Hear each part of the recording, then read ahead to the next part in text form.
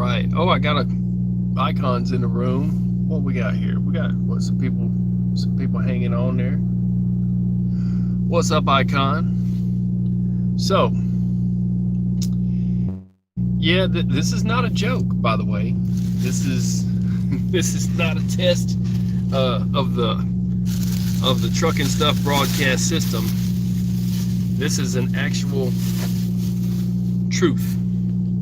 Now, as always with my stories, hey, you can take it or leave it. You can believe it or not. I don't care. I'm telling you it's true. And yes, I got some deep ones that I've told you is true, and whether you believe them or not, that's fine too. But, well, yeah, there's this. So, let me see if I can't, I have copious notes. All right, where do I start? You know, where do you start on this stuff? Let's see where man, is this the right notepad? See, that's my issue too. I have a problem with notepads. Oh, there we go. Let's see here. Yeah. Alrighty then.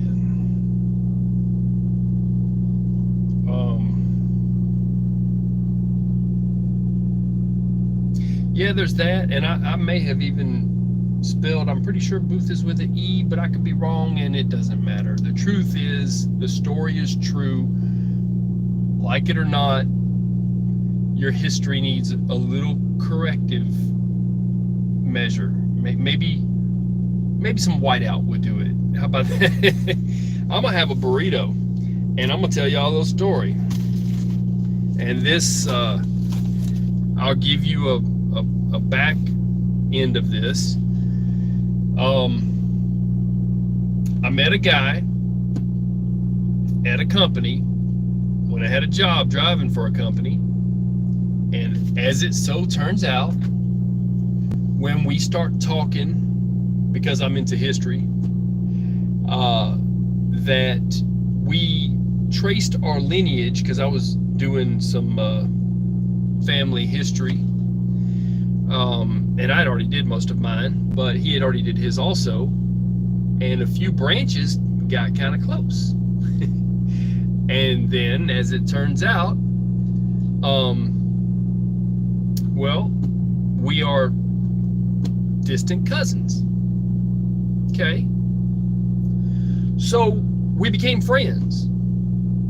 And you know, everybody's related to everybody, all kinds of different last names, all kinds of different races and nationalities cross over. And, you know, some people will say, oh, well, we're this, you know, this last name from this place, but we're really not related to y'all because that person changed their name to this and this. But, well, this one here, we're related. Okay.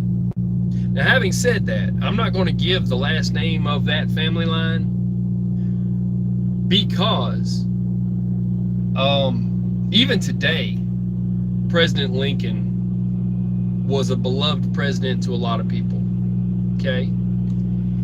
And he was known for the Emancipation Proclamation, freeing the slaves, and kind of ending the war. All right. Now, if I mention their name, then there are people who aren't smart enough to know that people living today weren't alive back then. And some of them are, you know, possibly crazy enough to go and harass those people of that last name or give them a hard time about it or whatever. You never know what kind of, you know, hate mail or whatever, just trying to get shine off someone, just trying to give somebody a hard time, they could cause. And so there's really no reason to mention it. Okay, but here's the thing. All right. Basically, we have to go back in time for a moment. When the South seceded from the Union and said, look, this isn't right, the reason they did it was they said that the North was taking all of the money from cotton, fixing up the roads and making everything nice up north, and they were leaving the South with less representation in the North than they should have had. Hardly any representation in the government compared to the northern states. And the northern states got more money to fix up their states and their roads and everything, and all of the cotton money was paying for that. And this guy's fixing to be famous. Look, he's fixing to be famous. I think that guy's homeless. I don't know, or whatever, but there you go. Just walking around. They hang around the parking lots. So, so what happened was they said it was taxation without representation. Just the same way as when we started our first revolution, our Revolutionary War, against England, the South seceded, claiming taxation without representation. They didn't have representation in the government, and all the tax money was going to fix up the northern roads. Now, at the end of the war, not to go through the war, but just jump to the end. All right, the Southern General Robert E. Lee handed over to Grant his terms of surrender because he saw his people were dying and he was doing the math on it all. And he's like, we've got this much time left that we can hold out. Too many more of our soldiers will probably die. And Sherman was doing a march to the sea and burning. He had a scorched earth policy. He was actually burning the bridges behind him. He gave an order to burn the bridges behind him. That there was all these slaves that was hanging out with the northern troops for safety and to stay away and to kind of try to run away. And they were helping him for a long time. But then towards the end, when he was running all those supplies, he was running low. He decided to burn his bridge behind him, and then they were left with nowhere to go. And they had to scatter, and they were scared. And then after that, he killed so many and did so much damage in the South. He was actually court-martialed. Sherman was court-martialed, whether people know it or not. So, his march to the sea, he was out of food, and if it wouldn't have been for the Navy meeting him at the sea, his troops would have starved. They were going on fumes. So, but now, Robert E. Lee did not know this, and he did so much damage and so much murder, and they were, burning houses behind them and all kinds of stuff, that Lee said, look, this has to end. So Lee surrendered. But there are a lot of different soldiers at this time that didn't think the war should be over. Whole regiments of them that were doing just fine and had a supply line and everything. They're like, no, they could continue. And they thought that Lee was wrong. They did not want to surrender. Okay? Some of those were murdered later. A lot of them moved to Mexico, to South American countries, all across South America. I've got a list of them because I just spoke with a friend of mine who's more into that part than I am, and he knows he can rattle it off. Really, it's kind of like, I would compare it to, right now, I shouldn't even be saying this. He should be saying this. I'd compare it to when John the Baptist, when he said, John, when Jesus said, John, baptize me, John was saying, you should be baptizing me because, you're the one. Well, when it comes to this right here, he's the one. And he has agreed to do an interview with me. I don't know when I'll set that up, but I'm just going to let him talk. All I have to do is just say, go. And off to the races, and he will blow your mind. He speaks a little faster than me. I'm doing this will probably help you to catch up. I'm going to say this, though, and I do speak fast. I'm going to say this. He is more well-versed on all of this, and he can rattle off names and dates like nobody's business. And I'm not going to get into the dates. If you want to know the date of the Civil War, go look it up. If you want to know, I'm going to give you the important stuff. So, but I was just on the phone with him, and he was telling me how they went to South America and all those countries after the war and escaped. But while they were still fighting and ready to fight, and Robert E. Lee surrendered, they were pissed off at him. And keep in mind, later they found in Robert E. Lee's house, I believe it was that they found Washington's sword, because his wife was like a great-grand something to Washington, like a niece or something. Anyways, understand that it was all connected.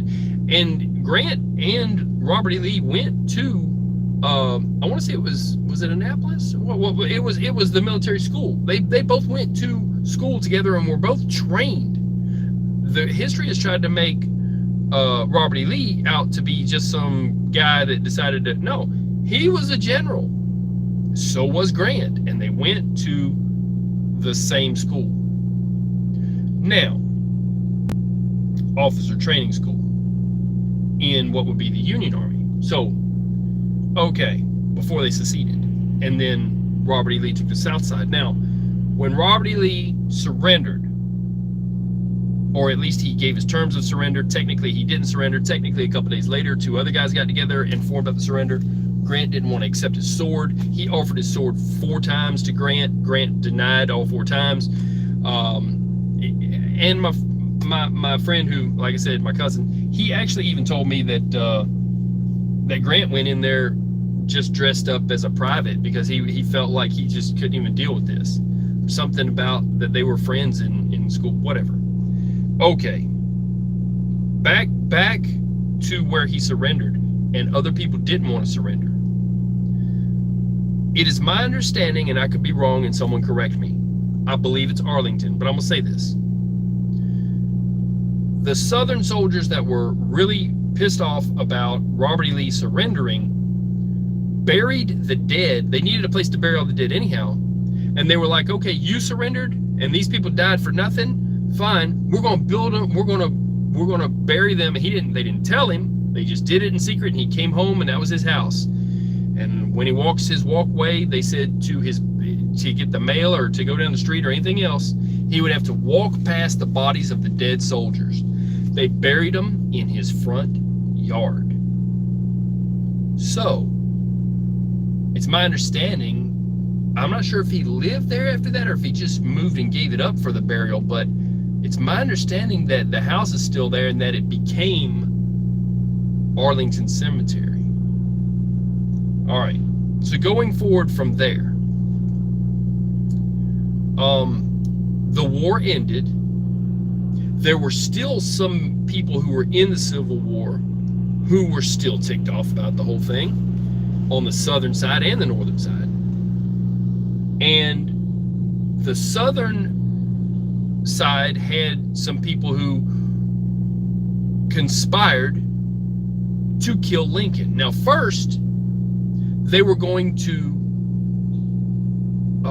kidnap him. They were going to kidnap Lincoln, and all of the heads of government was the plan. They were going to take the Secretary of State, all these people, and kidnap them. And there was a lot of co-conspirators. Now, one was even, well, they didn't think the woman should have been hanged, but there was a woman involved and she was hanged. She wanted to say she didn't know what she brought to him. If I'm not mistaken, that's the one that brought the spyglasses to him. And I think the spyglasses told him the code on the map to get across a bridge, because they closed in on the bridges and put a guard there, and said nobody gets across this bridge. But then a guy comes up and says, I'm giving you orders that if they have this password, you have to let them across. John Wilkes Booth had the password and he got across. Now, going back to this time, okay, all right, after Lincoln ended the war, those southern people that were against him that decided, and some northerners that decided that they were going to conspire, it was a conspiracy, conspire to basically abduct all the heads of government, and then they thought that they would take over the government and start a new southern, a new secession from the Union, a new civil war, a second civil war. They had a lot of gold and support for it. There was a whole group of them. They were the Knights of the Golden Circle. You can look that up. It's all real, people. Now, the Knights of the Golden Circle, even after that or whatever, had saved up all kinds of gold and money and all this. Okay, fine. But John Wilkes Booth was a member of the Knights in the Golden Circle. So was Jesse James. So was Frank James, his older brother. There was a lot of stuff going on, and some people say, well, they may or may not have been, but they were. And also, definitely, John Wilkes Booth was. It was not a group of people like the Masons exactly. It was a group, but he and his fellow conspirators, including the woman, they set out on their plan, and at first they were just going to kidnap the president and all the heads of government. Then, when Lincoln was going to give the vote to the freed slaves, that enraged John Wilkes Booth because he was racist and hated all of them and said no, and then they decided, or he decided, that they were going to kill the heads of government. So, he was an actor. They said he was a really good-looking guy. He was an actor. And he had dark hair. Now, he was in the play and knew the play that Lincoln was going to go to. At first, they were going to abduct him somewhere else, but then he wound up going to that play. And it worked out good for Booth, because Booth knew all of the times when people were going to clap, and when they were going to laugh, and when they were going to cheer, and everything. So he sat downstairs and watched the clock. He came in through the back to an adjoining bar, and he was down there drinking whiskey. And he waited for the right moment. And at the same time he was down there, one of his fellow conspirators, co-conspirators, there's a lot of them, was across town trying to kill, I believe it was the Secretary of State at the time. Now, he stabbed him a few times and hurt him real bad, but he didn't kill him. Okay. There was a lot of people on the list.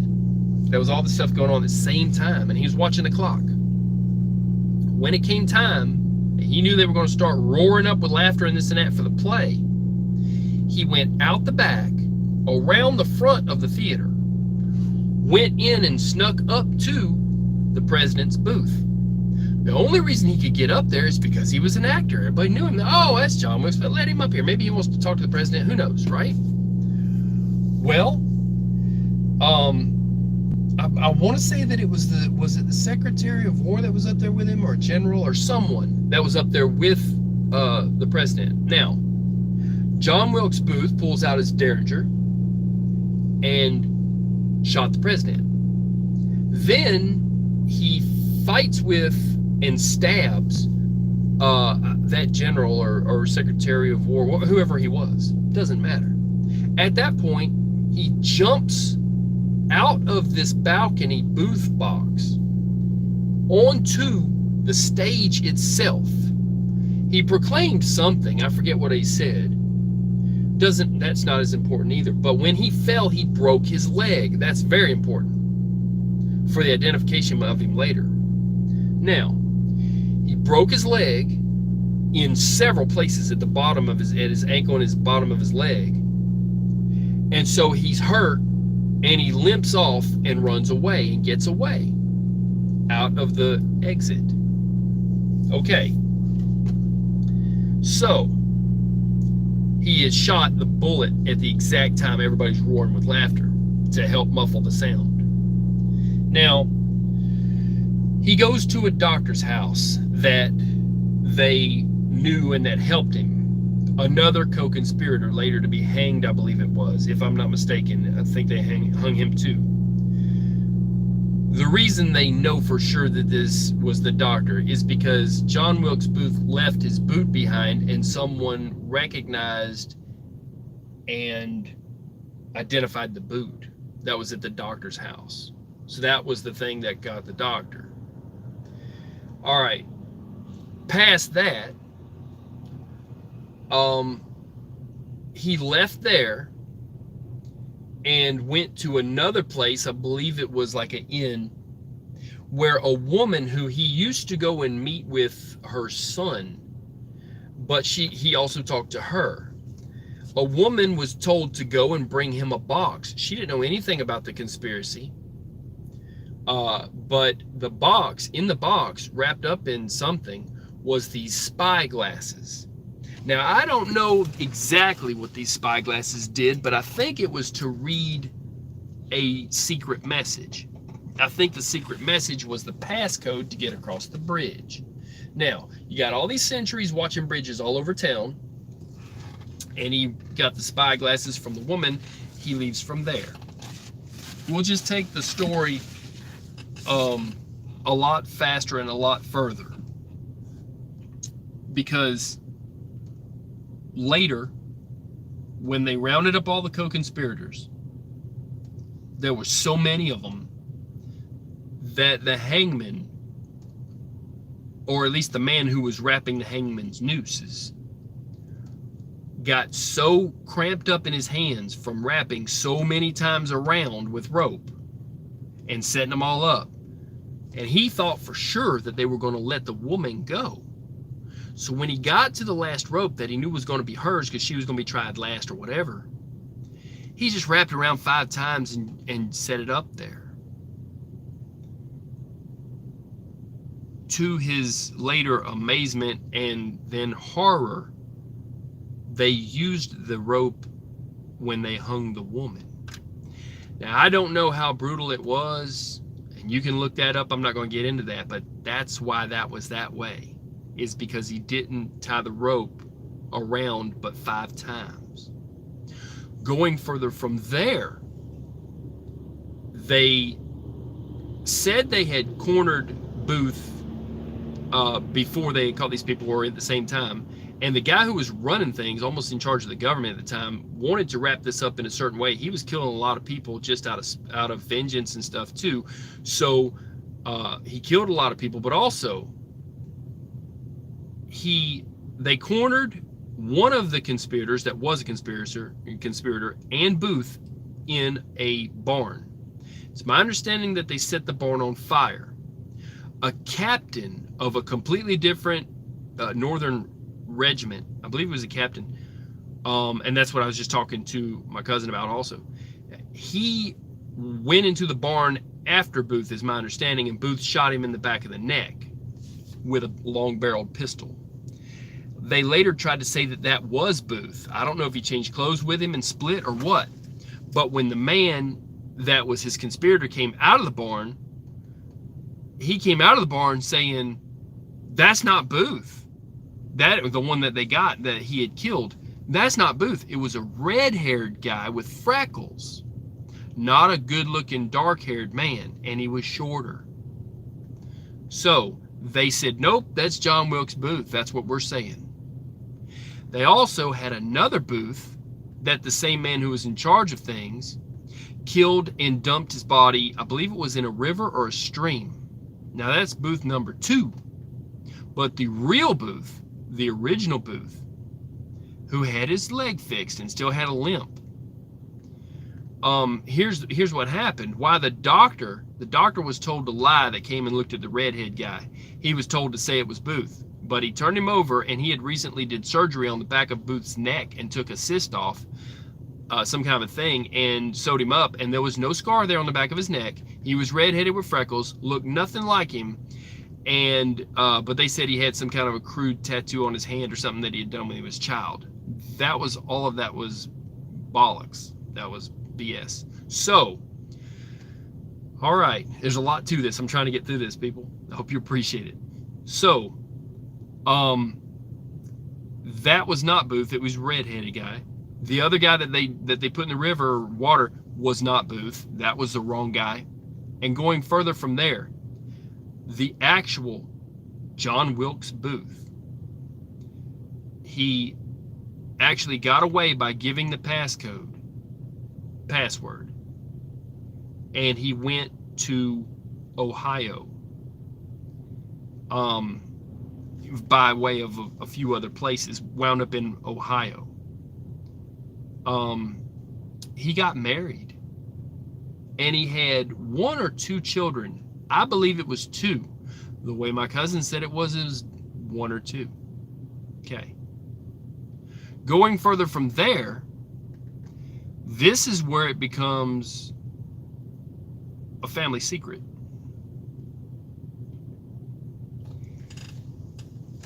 He went from there in Ohio. He moved to Elberton, Georgia, and had 3 more children. Now, he had changed his name from John Wilkes Booth. He had dropped the Wilkes part, and he had taken on the last name of a different family that I am related to in a way. And so there's that. And so from there, I have heard a story of a John Wilkes Booth, or a man who claimed to be John Wilkes Booth. And I do not know this to be true, because I don't know that he ever moved from Georgia to Texas. But there was a guy in Texas that told his friend, listen, this is not really my name. My name is really John Wilkes Booth. I'm the man who shot Abraham Lincoln. I'm Lincoln's assassin. And if I die, because he was dying, he says, if I die, tell my brother I died. Now, he lived. And the guy just sloughed off the story and said, I don't believe that. But he lived. And then later was, instead of just saying, oh, I made it up or whatever, he added more to the story. That man, after John Wilkes Booth died, who was a doctor, but it was his friend, had his body preserved, almost taxidermied in a way. And so that's where I have a problem, because back then it was a thing to take mummies and this and that and put them on show and make money and make millions and all this stuff, you know, in selling nickels at a time, a peep show, people to come in and look at it at the carnival. I think that whole thing was a ruse, because the guy tried to make money off of it at the end. And he basically took a person's body, embalmed them in a way that would preserve them, and after that claimed that he owned the body, and I don't know how much he charged to look at it, whatever the deal was. It would have been a big thing at that time to have done that and to have said that this is John Wilkes Booth. That would have been a really big thing in a carnival or anywhere. I believe P.T. Barnum would have bought that one from him. So I don't believe that's the same guy. I don't know that he left, unless you can find out that he's the one that had the children. So, not for the world to go running down giving people a hard time in any family, because honestly, those people weren't alive in that time. But here's the way my cousin told me that they taught him the secret that came from his, great-great-grandfather, all this stuff, or great-grandfather, is the way they told it was kind of like a story that, you would tell the kids, okay, get out of the room, grown-ups are talking now. But when they got to a certain age, they say, okay, you can come in here, but if you ever talk about this, we'll kill you. That kind of stuff. Well, it's gotten past that point. It's gotten to the point now where it's already less of a secret. The world knows that John Wilkes Booth escaped and whatever happened. It's pretty well known that there's people that believe that he lived. They just don't know that he went to Georgia. And they don't know that there was people back then that helped him get from here to there, and how that he did and all that. So, and that he had a wife and 5 children. So there's that. And there's still Booths that are living today and this and that. But just understand, they were not alive at this time. There is no reason for anyone to ask them questions about things they would not have known about. But if anyone else talks about this story, you need to believe them, because it's true. Anybody wants to make any comments, you want to beat me up on this, I'm telling you the truth. From my heart, I'm telling you how it is. This is what happened to President Lincoln's assassin. He lived out his days, and then he died. He raised a family, had a life, there it is. So, you can look up the Knights of the Golden Circle. You can look up how Jesse James got all that gold and put it on trains, and there's people still looking for it today. They were going to have a second secession of the Union, a second Civil War, and they were going to fund it. They wound up moving into southern countries, like not, the South of America, but South America, from Mexico all the way down into South America. So, and this was at the time when they were taking Irish people and lying to them and take them as slaves in the U.S. and saying they have a better life over here, but then take them as slaves. And they were, there was a whole bunch of different things going on at the same time. And they had just gotten out of a war, and they had seen a lot of death. And some people were trying to move forward, and other people were trying to move in a different direction. So, this is what gave us the country we have today, and that's what happened. And they hung, I don't know how many people around the whole thing, but they never hung John Wilkes Booth. That did not happen. So this is a correction to your history. You can take it or leave it. They're probably not going to put it in the history books, but he was not a red-haired short guy. He was a dark-haired tall guy. They said he was very good looking, and there you go. And he had a limp. He walked with a limp for the rest of his life because he broke his leg. He also had that scar on the back of his neck from the surgery with the doctor. And the other doctor, the doctor that set his leg with a splint and fixed it after he had broke it in so many places, he was, I believe, found guilty. I think they hung him. So they called everybody conspirator, a co-conspirator.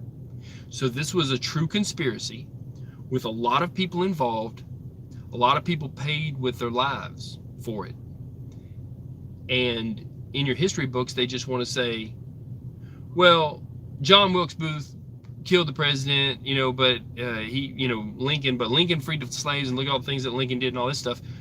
They glance over it so fast, and they don't teach you that they never caught him.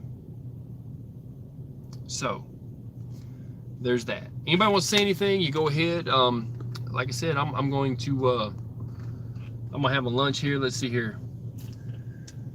The 3 Crowns. Okay, icon. Let's see here. Keep your guard up with that homeless cat. Might try and jump in the jar with you if he ain't. Oh, my doors are locked. I appreciate that though, brother. Let's see. Did them like you did Pancho Villa. Yeah, and a lot of them moved to Mexico. Let's see. Did those people like they did Pancho Villa? Well, I'll tell you, Pancho Villa got away too, is my understanding. Let's see. I don't know. I know that the Army didn't catch him. I think maybe he died later. However it worked, the American Army went down there and couldn't find him. He was pretty good at hiding. And so, and that's the other thing too. Jesse James, there's a whole nother story. That's a different extended family story that I've heard from different people about their family. So let me tell you something. There's a lot to the Jesse and Frank James story, and they could not possibly have spent even 1/3 of all of the gold that they stole. And it was their job. My understanding is it was their job to finance. Now, I've heard stories where they took a train, backed it up to this hill on this land, that they own the land. And anytime you see anything about Jesse James used to leave markers, and there were these big iron hooks, 2 hooks backwards to each other, welded together, I guess, right? Hammered together, 2 backwards J's, a J one way and a J the other way for Jesse James. So if you're ever looking for any lost treasure and you find a cave that's got a treble hook looking thing, like a double hook, that's JJ, a J and then a backwards J, Jesse James made that and put that in there. Now he did pay a blacksmith to make a lot of them too, but he used those as markers. Now, there's so many different places where he buried gold that it's just insane. And they were huge caches of gold. And there was a couple of fake ones they put a little bit of gold in to make people think they found his hoard or whatever. And there are people today who are still living who know where that gold is at from family oral tradition. Now, there was one that they told the FBI about. The FBI went out there digging, and they dug and they took out trucks and trucks of something. Then they planted grass, made it like they were never there. It's just as beautiful as the hill ever was. There's grass growing there. In the middle of the woods, they planted grass. And they said, oh, we didn't find anything, but it's part of an ongoing investigation. And they split, and they wouldn't tell nobody nothing. But the people are still up on that mountain going, no, we're going to come up here, and we're going to find out what's going on. And there's people who've been hunting for treasure in places and hadn't told the FBI about it. But the FBI, I think they see it like this. They see it like free money, because here's the truth.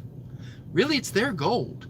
It was their gold because it was Union gold before the Southern troops stole it. The Southern troops stole so much gold and buried it in different places, it's not even funny. A lot of them, they would have family reunions for the Jameses and that, and they would drain a lake. Why would you drain a lake? Why wouldn't you go swimming in a lake, fishing in a lake in your family reunion? No, they're different. They drained the damn lake. Why? It's so they could get some gold out and pay each of the people in the family, and then they put the water back in there and bury the rest of the gold. There's gold at the bottom of lakes that they would have their family reunion on and damn drain that shit and hand it out like payment and then fill the lake back up again. People, there's gold in places that, man, I've got a friend of mine that hunts gold. He's a treasure hunter. I'm not into that kind of stuff. I just know the stories. I'm just a truck. But what do I know, right? What do I know? I'm just a dumb truck driver.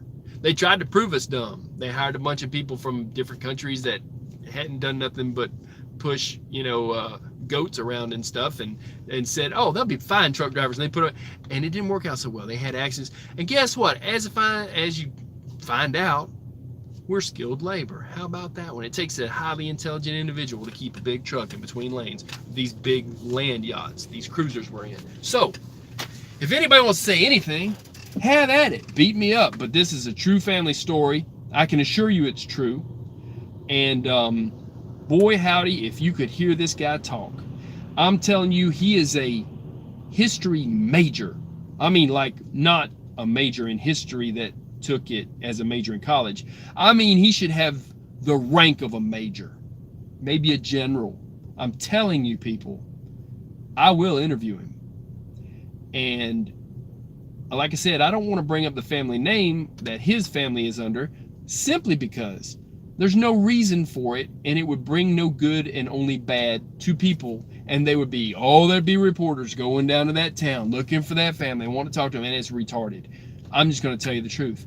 If you want to know, and you have the right to know, your history about your president, Abraham Lincoln, who freed the slaves, who brought the country back to a healing, well, he gave his life up for this country. If you want to know the truth about John Wilkes Booth, that is the truth. If you don't want it, it's like bringing a horse to water. You can't always make him drink. With that, I'm going to take a drink. Say what you want to. Blow the comments up. Beat me up about it. I ain't told you no lies, people. I'm telling you. All the way to Alexander. I'm telling you what's going on, people. You think I'm kidding? But this is true. So is that. It takes a lot. Grain of salt. Put some pepper on it. Whatever you need. I'm going to have some water and a couple of burritos. So I hope you enjoyed this story. And it's true. You can look it up. Like I said, look up the Knights of the Golden Circle. And that group is now gone, but there are people who are descendants who own and know the oral history of where the gold is buried. They can tell you. I can't. But that exists. And it's real. And they just took a bunch of gold out of Pennsylvania. Talk to the FBI. I don't know anything about it. I don't know anything about it except for what I've seen on the internet. But they pulled something out of there, truckloads and truckloads and truckloads of it. And it's the most beautiful grassy knoll now. Isn't that crazy that they made a grassy knoll out of it? Does anybody want to talk about the grassy knoll? We want to go there, right? It's a whole nother president. I don't think we want to go, but I could talk something about it. I know something about that too. You know what I mean, people? Yeah. So I'm talking about Kennedy. Whole nother president. There goes my beeper. I'm gonna switch this off. It's not gonna hurt anything. That's a driver, by the way. That dude right there is cool. He's legit. I mean. So, anyways, I ain't talked to him. I don't know him. I'm just saying I can tell what he's carrying and all. We have to go and get coffee sometimes, you know. And like right now, I'm having to show a break because, well, the federal government says I have to. So, well, talk about the federal government, you know, right? And explain to them what really happened that they don't know, because this should go in the history books. This really should go in the history books. Now, don't make me famous for this one. We're supposed to be making me famous for the Alexander. But, yeah, it's a big deal. So if anyone wants to send this to, there's a lot of people who are interested in Lincoln. I may even send it to Sean Hannity, or not Sean Hannity, who's the other guy? There's a guy who's into Lincoln and all of the older stories. No one knows this because I'm the first one telling it. I can assure you of that. And I've been given the blessing of the people who are living today, who are not under threat of death, and it's not going to hurt anybody's feelings, and they all know that it's already been on Unsolved Mysteries, it's been on different news programs and stories or whatever, History Channel and this kind of stuff, but they don't know this, and they don't talk about this, because they don't know that he went to Georgia, and they don't know that a family helped him. They don't know that he had children. So you're learning this firsthand from me. I've got the cojones to tell it, and I'm backed up by another guy that's got the cojones to give me the permission to tell it. You really got to hear him talk. Oh my God, I'm telling you straight up, and he's going to hear this, he's going to like, really, you feel that way? Let me tell you guys, this guy is a historian for historians, and he knows more about so much more than just this. He's the one who told me this story, and it was a family secret that they kept under penalty of death. No lie. Like I said, make some comments and I'm gonna get off this thing. And I hope you found it interesting. Let's see here. Oh, I'm just now seeing, let's see, Via was sick going to the doctor with one bodyguard and got, I didn't even see these comments till now. It just now shows up when I touch it. And got caught slipping bad. Yeah, okay. Hey man, I'm 17, get my, oh, your CDL, any tips? Yes, I got tips for you on the CDL, and WD put 21 years old. I'll tell you the tips. Yeah, the tips is you do have to be 21, like the guy said. And then there's other 2 playlists that you need to learn from day one that they will not teach you in trucking school. Learn, well, I would say this. There's other people who teach this. I don't teach this, but learn how to run a logbook, because the computer's the same way. Learn how to do a pre-trip. Learn how to name and understand what they're supposed to look like when they're working and what they're supposed to look like when they're broke, of all the parts under your hood that have to do with your steering shaft, play in it, and your front end. And watch my 2 playlists that are fix-it vids and trucking tips. Those things are not taught in trucking school, and they will keep you from freezing to death on the side of a mountain, because that's where you'll be. And ain't no wrecker gonna come and save you. And if you have a turbo boot and clamp, you can save yourself. Physician, heal thyself, you know. Trucker, heal thyself. Let me see if I got more comments here. Let's see, we'll have replay. Yeah, yeah, you can check out the replay if you're talking about this video. It'll go up. This is a family story. No one on the planet has told it until today. You are welcome. I've got a lot more coming. I will get into the Frank James and Jesse James side of it. I know people who are related to them who have told me stories. I had a book on Frank James, and a record driver saved my tail. And when he did, as a tip, and now he'll know who I am and who he is, and he'll know I'm telling the truth, that holy crap, that's that guy. I gave him that book that I got from Birmingham, Alabama, as a tip, because he said he was a descendant of Frank James. Let's see, or was it? Yeah, it was Frank James. Now, the story I had was on Frank James. Now, Frank James is you really need to read the story on him. They gave him a bad rap, and then Jesse James. See, it was a whole family. You got to understand. And I believe that the father passed away, but I know that Frank was the oldest son, and then there was a baby that was born, and the baby died. And then there was Jesse James, and I believe there was a couple others after that. It was a family. And it's my understanding that the northern troops came in, and when they were ransacking places and stealing everything, that they treated the people awful bad, and that's how it all started, and made him into an outlaw. Now, I'm going to go into another outlaw story, but I don't want to tell the name yet, because I want you to be so surprised, because you'll never have heard about this other outlaw. This other outlaw, and boy, he was something else. He was an outlaw among outlaws. And I'm going to tell that story, and it will blow your mind what he did back then. That's all I can say about that without giving it away. But he took on Britain, period, because they made him out to be an outlaw. He didn't want to be. He was just a simple person. And so there's proof of it. They actually made an entire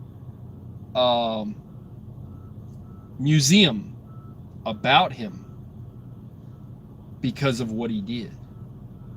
So that story may be next, because I'm more well versed on that than I am on the Jesse and Frank James, because man, they did a lot. They had, like I said, whole train cars full of gold that they backed into a place and buried. They stole these train cars from the north. So it wasn't just robbing people. They were building a government with money, and they needed lots of gold to do it. So back then, of course, they had, at the wartime, they had like the 1851 cap and ball. Then they went to the mini ball, where they had a different situation where they started rifling guns, and then they started having the bullets in the gun. And so that's why they don't consider a cap and ball to be a weapon right now, because it takes so long to load it. They just figure whatever. It's not considered a firearm according to the federal government. So there's people who actually have felonies who want to be able to carry something, and they have cap and ball. I'll put up a link to that guy's video. But you still don't want to bring it in someplace. But I'm saying a cap and ball is almost childproof if you don't have anything in it. It's it doesn't. You can't put a bullet in it. It would take you 45 minutes to load it, unless you had a whole nother chamber kind of thing. But let me see if I've got some comments here. Like I said, they disappear, people. So let's see here. Maybe I can hit that button and it'll show it. Okay, now it's showing that. Now it's showing them. Okay, love the information. Yeah. All right. Well, WD, I'm glad you appreciate it, and I'm gonna get off this thing. I'm fixing to finish up. Like I said, I'm gonna drink some water. I'll give you a few more minutes if you want to make some more comments, but I can assure you this is the truth of what actually happened, that this planet we're sitting on, the people who just listen to this, me and a few people from my cousin's side over there, know about it. That's it. That's all. So, you are now more informed than your history teacher, and you're welcome.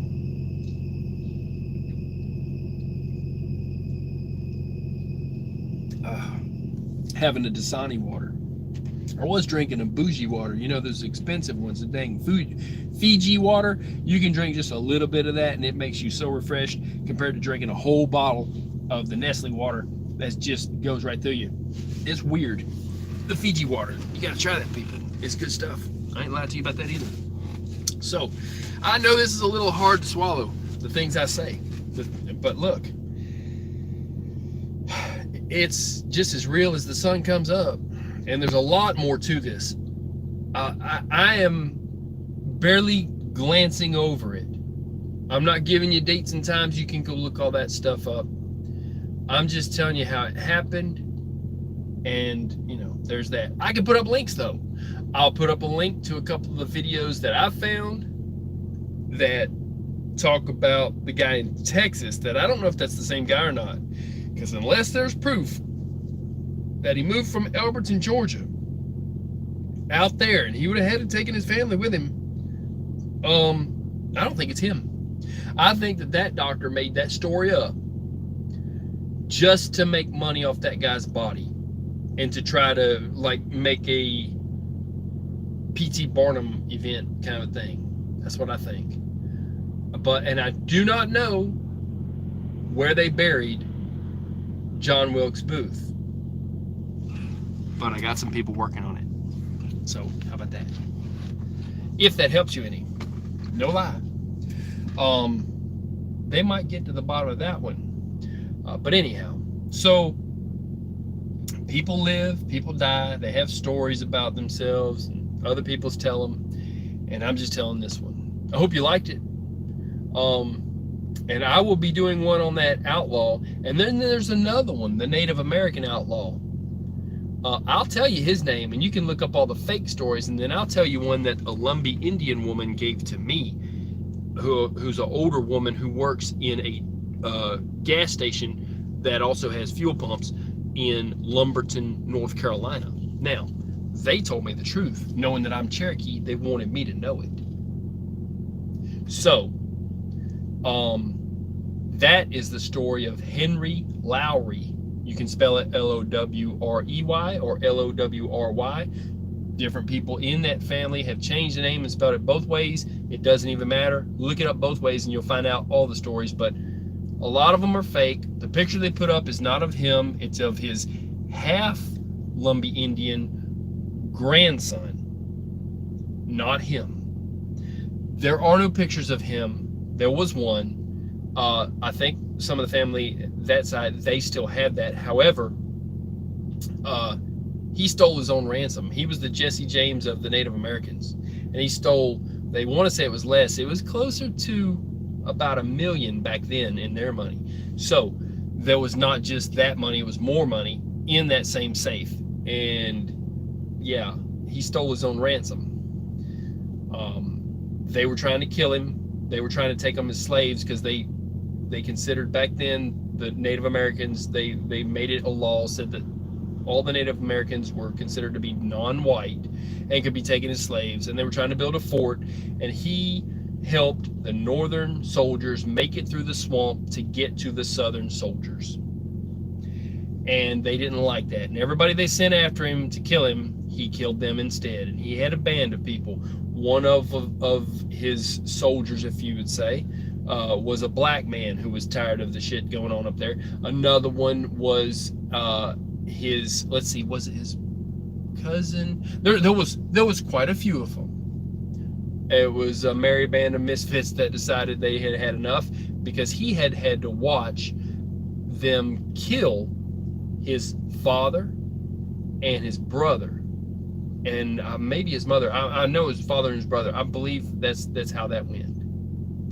And they wanted to kill him too, but he was not there, that they thought, but he was hiding behind a tree, and he had to watch that, and there was nothing he could do. That's what made him into an outlaw. So that's Henry Lowry, a Lumbee Indian of Lumberton, North Carolina. He was the Jesse James of the Native Americans. I'm going to put up, like I said, I'm going to do a whole video on that one. But the truth is, they never killed him. They never caught him. I'll get into that. There's something to that. And his wife never remarried, and she never had a problem with money. All right, and y'all want to say something, and I'm going to get off this thing. I'm going to get into a whole nother thing. I got to get rolling. You know, hope everybody's doing good, and hope nobody's trying to assassinate y'all. I'll tell you what, sometimes I wonder about myself, because these trucks coming down this hill might hit me. Ain't no telling. You never know. Maybe it'll make me famous. You never know. Yeah.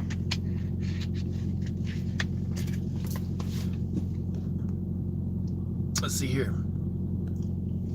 My wife's dad's side is from Canton, North Carolina. My father-in-law's grandmother was adopted full Cherokee. Okay. Well, then she would have been related to, believe it or not, the Lumbee and the Cherokee, I believe, are related in different ways. They did marry sometimes. And some of the people, there was a preacher from up there that actually walked down to Georgia and preached. He was famous for walking so far, but anyhow, quite a few of them did that. They were called parsons also, P-A-R-S-O-N. That meant they would marry people. But so the problem is that the Lumbee Indians were never given the ability to get money from the federal government. They were never a recognized tribe, even though they are painfully, obviously Native American. So the Cherokee got money, they didn't, but they ran the Cherokee off their land and took that was my family on that side. That was the Trail of Tears, that they took their land and just ran. It's not like they were in teepees or whatever. They were in houses. They owned that land, and the federal government ran them off and stole it all. Yeah, that was all about the gold too, and they never got the Cherokee gold because they never told them where it was at. They never told them where they got it from. They never found it. They never found the mines and the places they had it. So they never got the Cherokee gold. Like I said, I got a friend of mine that he's into all the old stories of gold hunting and stuff like this. There's a lot of Jesse James stuff. And like I said, if you ever go into a cave or anywhere else and you see that JJ, that was him. That was his. If you ever see it in an antique store, pick it up. Get it. Because it's his. Make a good wall hanger. So Jesse James was everywhere. They had gold in all kinds of states. And who knows if they moved it to Mexico or not. There was a guy, Trabuco, that I believe was, that had the gold down there. If that's the one that, I think that's the one that Dirty White Boy told me about. There's some stories that I've been told, and I could write books and books and books. People, if you knew how many stories I know the truth about, all the way to Kennedy. And there's that. So, anyhow, y'all stay safe. I'm gonna get off this thing. Hope you liked the video. I'm gonna get rolling, finish up this burrito. You got homework to do. Go right now, and I'll put the links up, and you need to save the link to this video, because for some reason it puts it out a day later, 24 hours later. I think they scan it all. I don't know, and check it out, see if I'm telling secrets. Well, I am, sort of. But nothing bad. And so I think that they're holding it up and critiquing it so much that they don't release it till the next day. So save the URL to this video and save the link to it. I'm going to save the link to it. I'll make the comments at the bottom, and I'll put the links to some of the stuff about John Wilkes Booth. On the other video, the next one I'll do one on that, and then of the third video or so, I will do one on Henry Lowry. And then I'll put up links on that one to that one. But for this one, I'm just going to put up links to the Unsolved Mysteries one on John Wilkes Booth, another one on John Wilkes Booth. But the truth is, he was in Elberton, Georgia. Elberton, Georgia. After he was in Ohio. And all points in between to get him down there. They smuggled him down there. So there's that. It was a big conspiracy. The idea was that they were going to have a second civil war by taking out the northern government. And they were just, at first, they were just going to kidnap them and try to renegotiate or something, right? Well, then they got hot-headed and mad about it, and there you go. So, so there's that. Like I said, I'll put up some links, and you can have at it. But the homework you have to do is you have to look up the John Wilkes Booth, that the people that were hanged for it, and the people they said were him. And you'll see that the red-headed guy with no scar on the back of his neck from the surgery, and no problem with his leg at all, and red hair and freckles and too short, he was a captain of a regiment in the northern side. And I think that what happened was, I think John Wilkes Booth got the better of him because it's so hot in that fire inside of it. I think he shot him and took his clothes and swapped clothes with him. Is the only thing I can think. So, but he had people ready to smuggle him out, because those people on both sides that was doing things on both sides, because there was the gun trade, there was so much going on. The North was selling guns to the South because the North was the only ones making guns. They didn't have the metal in the South, but they had to make money as gunsmiths. So the 1851 cap and ball, for instance, they made a brass model for the South because it was cheaper in metal than the steel, is my understanding. I think that they used the brass in the South, yeah. But then of course they could break, but it took a lot to make them break. But then they used the more steel model with the steel across the top of it for the North. And so you can look up 1851 cap and ball. That was just it was one of the armaments that they used. And then they even made the belt buckles and all that stuff up there and sold it to them. One that says CSA, you know. So there's that. I got to get off this thing. Y'all stay safe. I hope you enjoyed the story, but it's true. And look up John Wilkes Booth, and you can look at the links I got. But what you really need to look up is this: the Knights of the Golden Circle. That was the group that they were all members of. That's where all the gold went. Stay safe. I'm gonna get off this thing. I'm out. Peace.